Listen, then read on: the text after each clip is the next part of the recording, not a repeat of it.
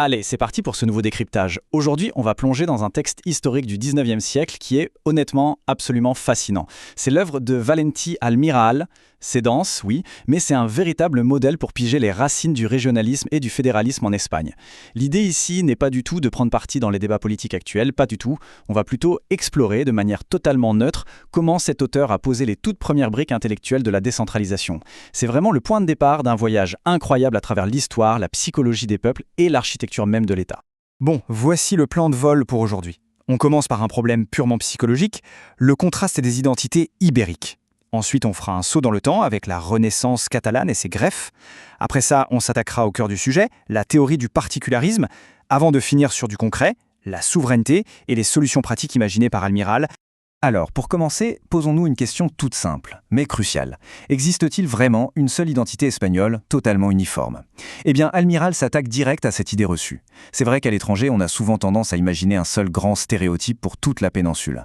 Sauf que sur le terrain, Almirall a observé une diversité anthropologique et culturelle impressionnante.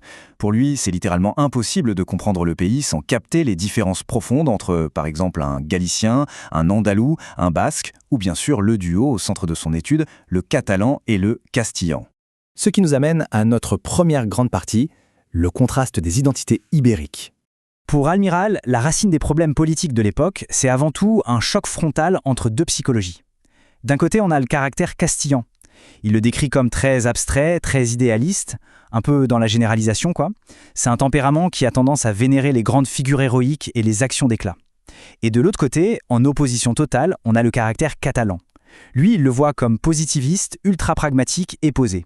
Au lieu de s'enflammer pour des héros individuels, ce caractère préfère construire des institutions solides, qui durent, et trouver des solutions concrètes. En gros, c'est le choc permanent entre l'imagination débordante et le sens des réalités.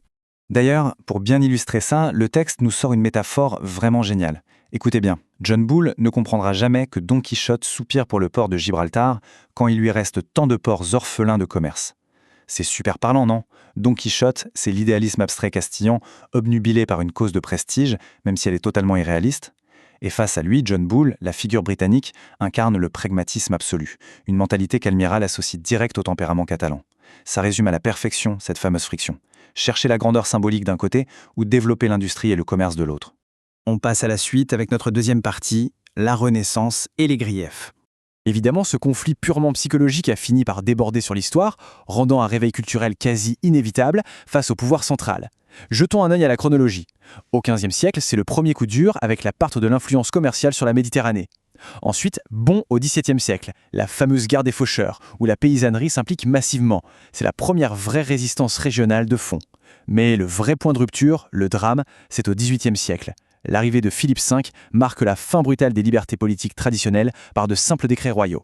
Et c'est toute cette longue période de marginalisation qui, au final, va déclencher la Renaissance catalane au XIXe siècle.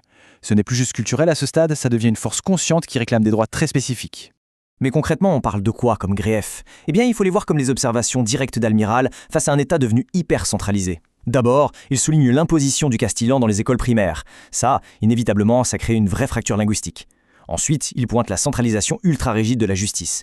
Pire encore, d'un point de vue juridique, le droit civil local s'est retrouvé complètement figé, bloqué, incapable d'évoluer avec son temps. Et pour couronner le tout, les politiques douanières semblaient vivre sur une autre planète, totalement déconnectées des réalités industrielles locales. Forcément, le ressentiment s'accumule. Ce qui nous amène tout naturellement à notre troisième partie, la théorie du particularisme.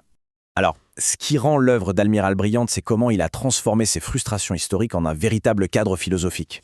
Le particularisme tel qu'il le définit, ce n'est pas juste une vague opinion. Pour lui, c'est un système complet, une vraie méthode scientifique. C'est une approche qui célèbre la variété naturelle des humains, qui s'oppose de toutes ses forces à l'uniformisation forcée et qui priorise la réalité locale face aux grandes théories abstraites. En fait, il voyait ça comme l'équivalent politique de la science moderne. De la même manière qu'un scientifique observe les faits avant de tirer des conclusions, un gouvernement devrait d'abord regarder la réalité locale de ses citoyens. Pour bien comprendre, le texte met en face à face deux grandes écoles de pensée sur la liberté. L'école française, d'un côté, elle adore l'égalité abstraite, le pouvoir centralisé bien fort, et les grandes déclarations théoriques sur les droits. Et de l'autre côté, l'école anglaise, dont Almirall c'était un grand fan. Cette école-là s'intéresse aux libertés pratiques. Plutôt que de faire de belles phrases sur le papier, elle s'assure que les droits individuels sont garantis dans la vraie vie, au jour le jour. Ça repose sur l'autonomie locale, sur la proximité, bref, une approche infiniment plus pragmatique. Le cœur de l'argument d'Almiral est hyper percutant. Il affirme que les grands États unitaires reposent sur une uniformité totalement artificielle.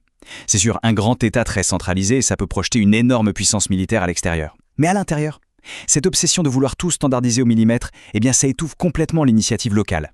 En forçant des lois uniques sur des populations très différentes, on risque de paralyser l'éducation, la culture locale, et au bout du compte, on entrave le développement de la véritable liberté.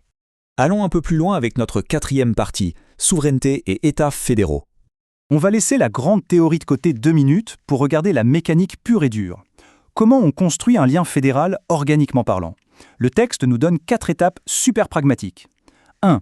On commence très souvent par une alliance militaire face à une menace commune. 2. Il faut bien financer cette armée, ce qui crée des pactes financiers.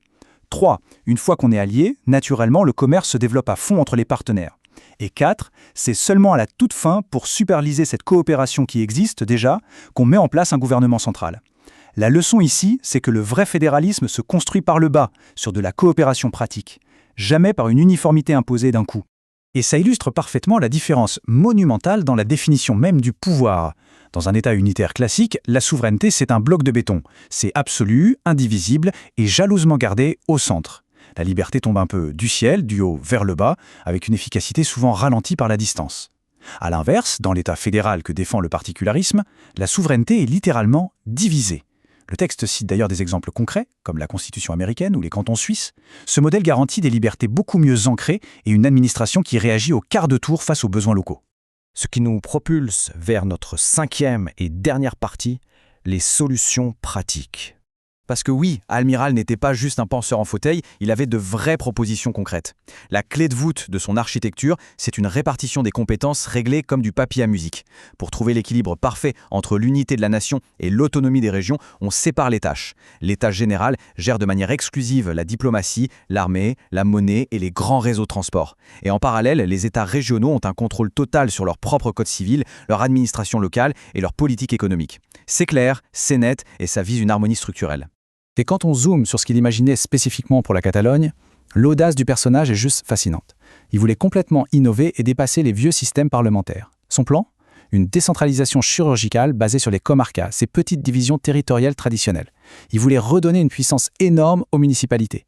Et le plus original, il imaginait un parlement à 3 chambres, pas une ni 2, mais 3 chambres délibératives. Une pour représenter la population globale, une pour les régions internes et une dernière pour regrouper les grandes institutions. C'est une tentative incroyable de représenter toute la complexité d'une société de manière juste. Pour résumer l'héritage intellectuel de ce penseur, le document source utilise une citation magnifique.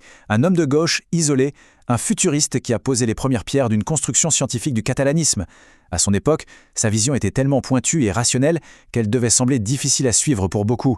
Mais c'est exactement cette clairvoyance qui a posé des fondations analytiques majeures, des idées sur lesquelles de grands mouvements politiques viendront s'appuyer bien après lui. On arrive déjà à la fin de ce décryptage, et terminons sur une vraie réflexion de fond. Les nations modernes ne seraient-elles pas beaucoup plus fortes en assumant pleinement leur diversité interne, plutôt qu'en s'acharnant à vouloir tout uniformiser? Les idées d'Almerali datent du 19e siècle, certes, mais elles posent des questions intemporelles sur l'art de gouverner. Ça prouve que respecter les spécificités locales, ça ne fragilise pas forcément un État. Au contraire, ça peut même devenir sa plus grande force. En tout cas, c'est une réflexion stimulante qui donne vraiment envie de creuser encore plus l'histoire du fédéralisme. Merci d'avoir suivi cette exploration et gardons toujours l'esprit ouvert et curieux.